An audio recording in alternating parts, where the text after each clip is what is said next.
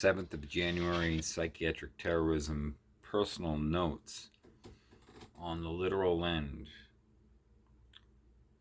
The methodology of psychiatric terrorism is complicated, as is any form of organized crime. With this particular approach, in my experience, they broadcast I was normal with WMUR, and they based this on a ruling that was unlawful, that was acquired while the patient of a hospital through probate court. In the years I'll never remember, I see how they hid specific information from probate court, wheeled me in while the patient of St. Joe's to the court, lied to the judge, then wheeled me back to the hospital and had the hospital release me, and the community misinformed with false broadcasting from WMUR. So WMUR broadcast that I was perfectly normal, and it was arranged by Roger LeComte, Lynn Howard, Tim Donovan, with the documents they filed to probate. In Monadnock Developmental Services, the agency operating for connection to Department of Health and Human Services, is where the filings began in bank accounts made in my name by Lynn Howard, who was the conservator. So Lynn was awarded conservator while I was in a coma. Roger awarded guardianship. This was while I was at UMass Medical in 2014. They then transferred me to St. Joe's in Nashua, New Hampshire, hid medical information, wheeled me into probate court, misinformed Judge Quigley, had me released with the unlawful rulings protecting them. They misinformed WMUR, had WMUR come into my home, interview me in years I'll never remember, me attempting to walk. All of this is their platform with psychiatric terrorism. It was to break me down in their systematic dysfunction that has failed because I was miraculously pushing through it and still am going to finish.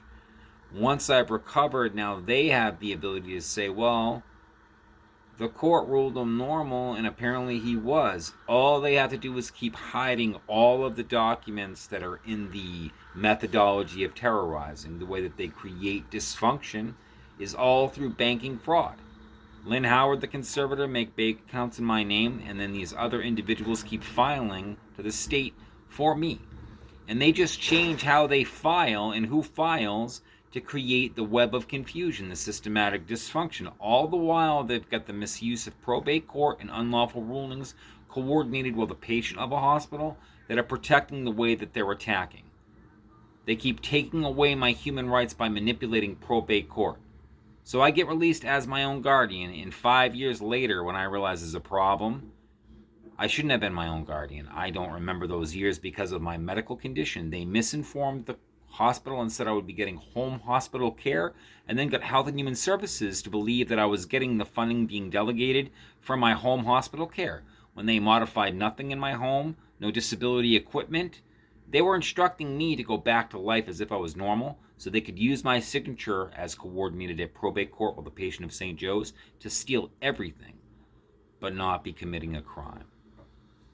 That's the systematic dysfunction they're maintaining to this day. The same people that coordinated this, Roger, Lynn, and Tim, they maintain it, and they're protected. And the outlets of agencies in New Hampshire keep showing how they're protecting them. They're protecting their misuse of the courts by misuse of the courts. It continues cascading, all of it the same agenda. Money is being stolen from the federal government through the bank. This is elaborate bank robbery by my parents and Peterborough residents employed through the state. And instead of using guns and killing tellers and customers, they're using pens and killing patients of hospitals and their own children to rob the bank.